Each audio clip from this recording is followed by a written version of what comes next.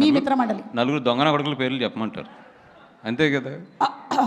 Okay okay, first దొంగన కొడుకు SKN లేడాడు, ఈరోజు అక్కడ ఫారెన్లో ఉన్నాడు. నాకు అసలు సంబంధం లేదు దీంతో. ఓకే అని మీకు బాగా క్లోజ్ ఫ్రెండే కదా, దొంగన కొడుకుని తిడుతున్నారని చెప్పి మీరు ఫీల్ అవుతున్నట్టున్నారు. దేవుడా.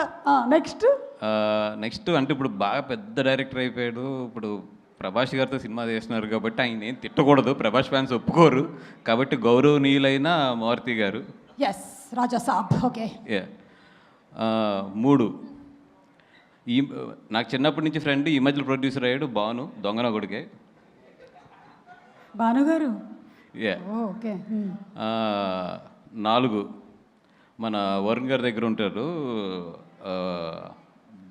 పెద్ద దొంగన కొడుకుల్లో పెద్ద దొంగన కొడుకు ఆడు ఆర్కే గాడు. మీ నలుగురు అది. థ్యాంక్ యూ అండి, వీళ్ళందరూ తెలిసిన వాళ్ళే నాకు. Thank you. అంటే మా నలుగురు హిస్టరీలు తెస్తే మిత్రమండలి హిస్టరీ కూడా తక్కువ అవుతుంది, అంత దారుణంగా ఉంటుంది హిస్టరీ. ఓకే.